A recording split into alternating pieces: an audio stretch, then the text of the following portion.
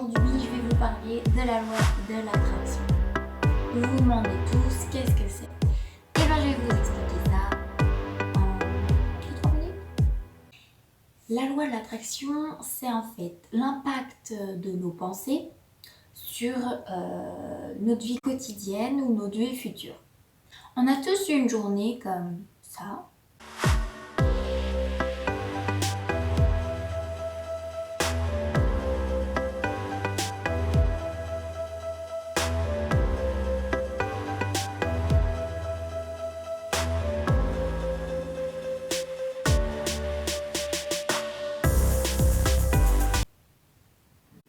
Comme ça.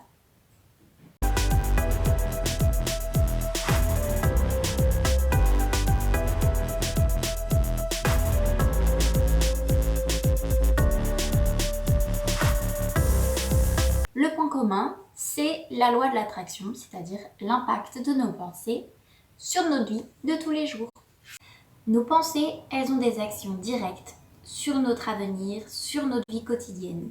Plus je serai positif, plus il m'arrivera de choses positives. Plus je serai négatif, plus il m'arrivera de choses négatives.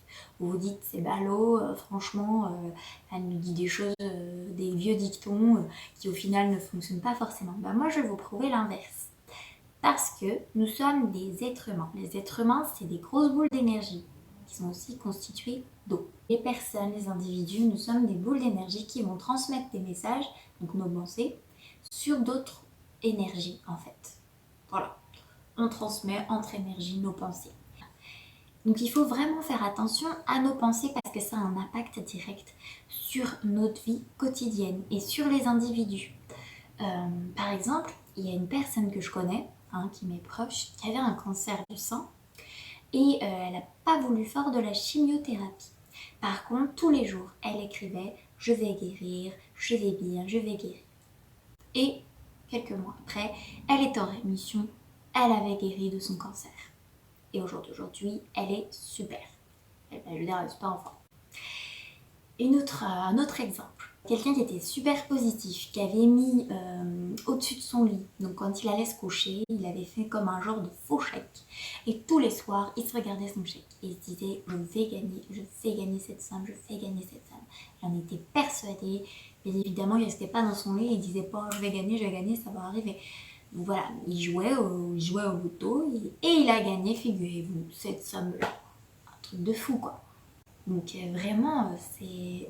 Là, comme ça paraît très fictif et on se dit, non, ça marche pas réellement.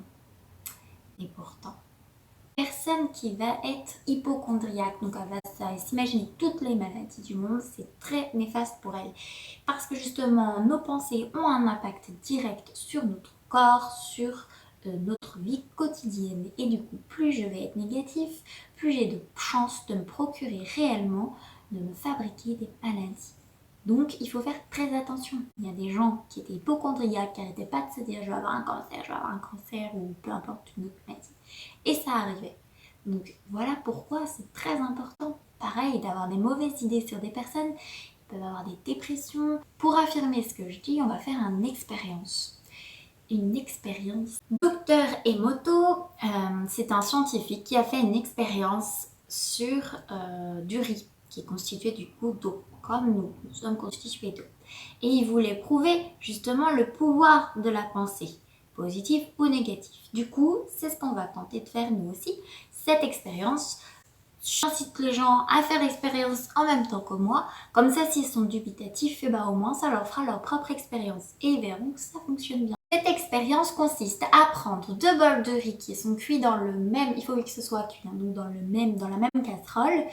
Préalablement, vous prenez 2 petits pots, voilà, qui peuvent se fermer, des pots de confiture, peu importe, des petits pots, que vous faites bouillir et bien sécher pour que ce soit le plus stérile possible. Ensuite, vous mettez vos bols de riz, à peu près la même quantité, idéalement ce serait la même quantité. Et dans les pots, vous les fermez, vous mettez une étiquette je t'aime, une étiquette pardon, je te déteste. Et tous les jours, vous répétez l'expérience je t'aime au petit pot que vous avez mis je t'aime et je te déteste sur le petit pot où on a marqué je te déteste. Il faut qu'ils soient séparés, ces deux petits pots. Et dans un milieu plutôt, éviter la lumière, l'humidité, tout ça. Vous les mettez dans un endroit tout sec, puis assez pas sombre, mais voilà, un peu isolé. Et séparer, pas proches les uns des autres, parce que du coup, quand on va dire je t'aime, il faut pas que ça ait l'impact sur l'autre pot. Donc voilà, c'est assez sympa. On va faire l'expérience. Je l'ai jamais fait comme je le disais tout à l'heure.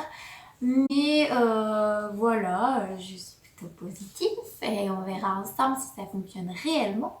Mais je n'en doute même pas.